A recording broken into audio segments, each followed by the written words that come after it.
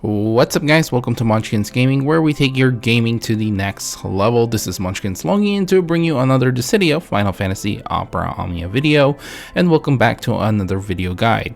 In today's video, we are going to take a look at the latest Transcendence, which is the Tier 3, and of course we are going to cover all 3 fights in this video. So before we do start, like and subscribe if you haven't already, because it does help this channel, and without further ado, let's start this video. Alright guys, so we'll start this off with the left Crucible fight, and we are going to be covering obviously the Lufenia orb as well as the fight itself. Now, the Lufenia orbs actually start when the boss's HP reaches less than 80%. And in order for you to get the Lufenia orb counters, basically you will have to knock back these bosses. The biggest thing to look out for, a couple of things, are one, when you see the all attack, just be prepared for an HP attack. We've fought these enemies multiple times already, so it's not really a surprise of what they can do. They can also delay your team, and for whatever reason they are actually able to absorb dark elements, so you can forget about using Dark Knight Cecil here. The other thing that I would like to mention regarding this particular fight is the bosses actually have like a reduced HP damage taken unless you knock them back, but honestly this is not really like a huge game breaker regarding this fight, because there's a lot of characters that you can actually use that increase your HP damage now that this becomes like, you know, non-existent basically. So you can really cover this up really easy with the team or like a character that can increase your HP damage overall. Alright, now let's talk about characters that you may want to bring in this particular fight. Obviously you got your launchers like Lael, Keys, Cloud, Ramza. Other characters are like Warrior of Light, Porum, and you know, any other characters actually. So a team example would be something like, you know, have a launcher like for example Lael, and then you have like a support slash tank, and then just insert a DPS here and there. Now if you want this kind of like team compositions, then your launcher needs to be someone who can consistently do it. You can't, for example, you like just use Tifa as your launcher, because it's not going to work. You can also rely on like calls for your launches, like Cloud is a very good one to use as a launcher. And as for the summon, it's either gonna go with Ramuh or Pandemonium here. In this video you'll see that I actually chose Ramuh, but you can definitely use Pandemonium since you're gonna be using a lot of launches anyway. Alright guys, now let's move on to the next Crucible fight, which is on the right side. The Lufenia orb counter starts at the start of the battle for this one, and it will not go away for the entire fight. However, the way for you to get the Lufenia orb counters for this one is to actually take HP damage, believe it or not. However, it needs to be a reduced HP damage done by a buff. So there's a couple of characters that can do this, which we'll cover a little bit later. But the fight itself, I feel like, you know, even if you've started playing Dissidia Opera Omnia recently, or you know, for a few weeks or months, doing all the content, all the content in the game, you've probably seen a King Behemoth here and there. So there's really not a lot to talk about regarding the fight itself. However, I do want to warn you guys that these particular behemoths actually do a lot of HP damage, and sometimes though you will have to try and trigger these HP attacks yourselves, and the way it works, at least in my experience, is to make sure that they aren't broken. So if you break them and they have a turn, chances are they probably won't do an HP attack, and you really want them to do that HP attack. So there are times where you're like fishing for that HP attack, so that is going to be one of the biggest problems you may have if you are constantly breaking them. Now Other things that I would mention is they do buff themselves just like any other behemoths, and they have a huge HP regen as well attached to this buff. So you do have to be careful not to let them have too many turns as well. They do gain like 100k HP every turn as long as they have this buff. So the best way to deal with this is to either, you know, just delete all the buffs, or, you know, apply some debuffs and just push it off. Those are the kind of things you may want to do regarding this fight. So as for the characters that you want to bring for this fight, obviously you're gonna bring characters that can reduce the HP damage taken, like Warrior of Light, Porum, Gladio, and Bosch. And like I mentioned earlier, you can have the buffers here as well. But as for a team example for this one, I will just go with the Holy Trinity with this one. You know, you got your tank, your healer, and your DPS. However, you can interchange that DPS with a debuffer as well. It's very important to have some sort of heals, obviously, because you're going to be taking a lot of HP damage, and sometimes a tank can sort of fill in the role for both of these. For example, if you have Gladio, you got HP regen attached to him as well. So you know, you can probably take off the healer and probably insert like a debuffer, so you can make sure you can push off all those buffs that the behemoth will put onto themselves. So there's obviously a lot of ways for you to work around that, but the biggest thing I think is still fishing for those HP attacks. So just be careful with that. And that's why in this particular fight, as for the summon, even though I put Ramu, I would probably, you know, suggest a different summon. Maybe you like Ifrit, Shiva, or even Odin. I would probably prefer Odin in this particular case, or if you want Pandemonium, whatever the case may be. Ramu probably is in the lower side, because you don't really want to paralyze the boss and end up not getting HP attack. And to be completely honest with you, regarding this fight, I was pretty close on you know, not actually getting that HP attack and end up failing towards the end. So I just want to really warn you guys regarding that HP attack. Alright guys, now let's talk about the main fight, the Reckoning fight. We'll talk about the first wave first, which actually doesn't have any Lufenia orbs, believe it or not. For this one though, the couple things to look out for is Tail Crush, because they can remove your buffs. It's just something to, you know, it's not a big deal. You can rebuff yourself, but it can get pretty annoying.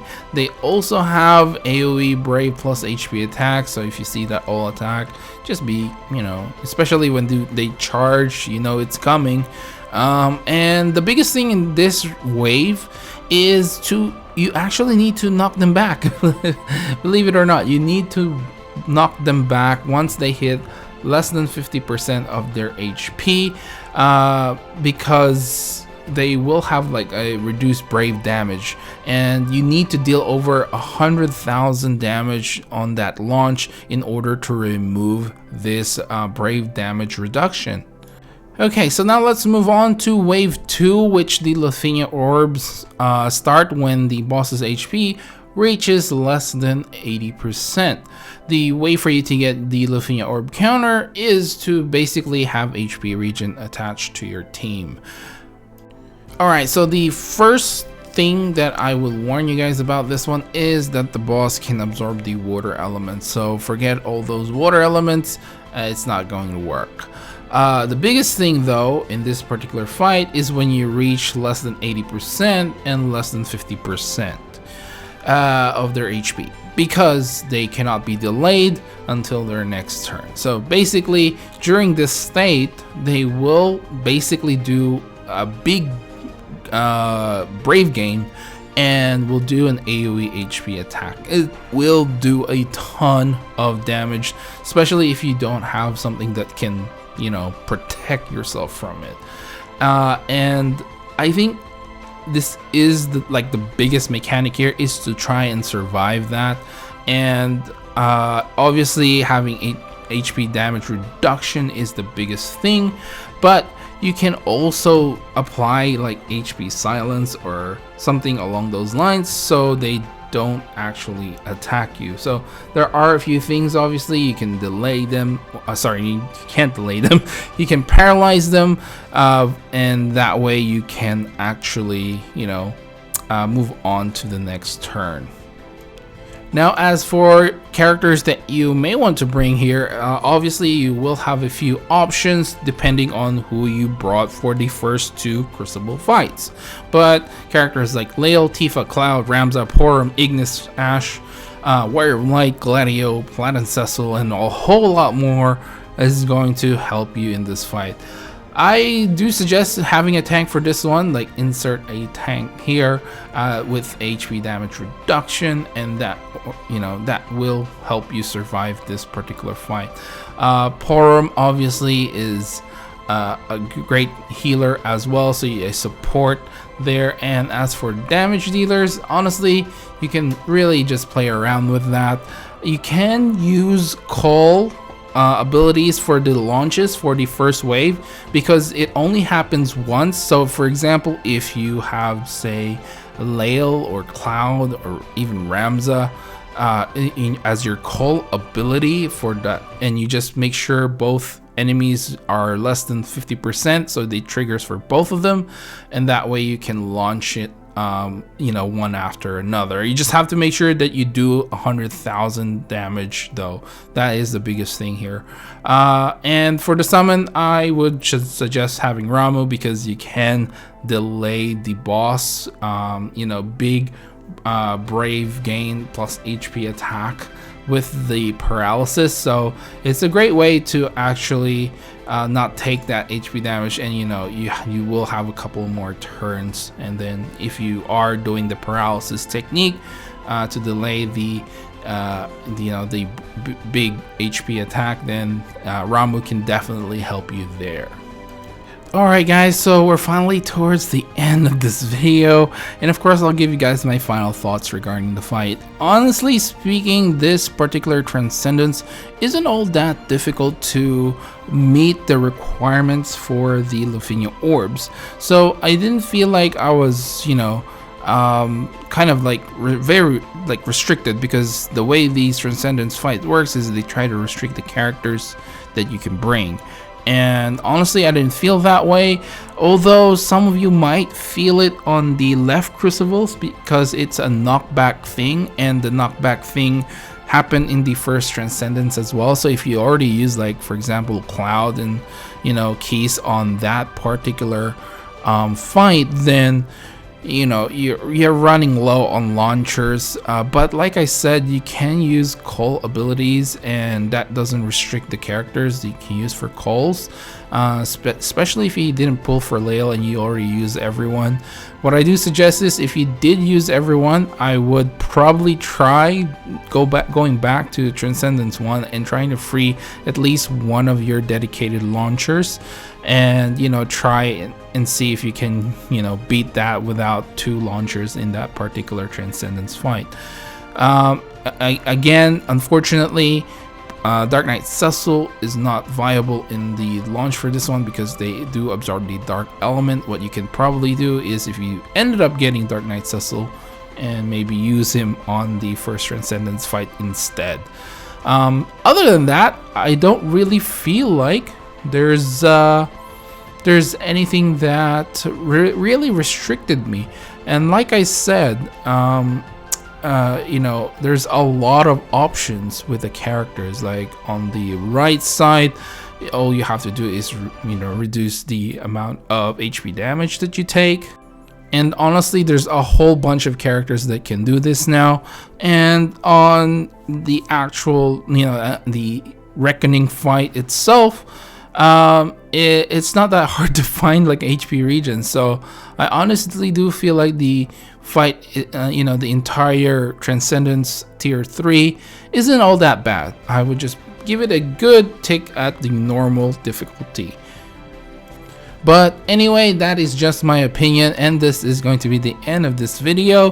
Please before you do go, leave a like and subscribe if you haven't already, because it does help this channel, and I would appreciate it if you share this video as well to other fellow DFFO players who are struggling to beat this fight, and among other things. Obviously, this channel is kind of dedicated right now in video guides, and hopefully it can help the newer players as well. I would really appreciate that. You can always follow me on Facebook and on Twitter at Monchkinz Gaming. Leave down in the comments below your full team for all the 3 fights in this Transcendence. Let me know down there, and if there's any other suggestions that you may want to impart with us, leave it down in the comments below as well. And I do apologize that the video is late. Finally, night shift is finished, and I won't have to do it for another 2 weeks. So yeah, anyway, that is it, guys.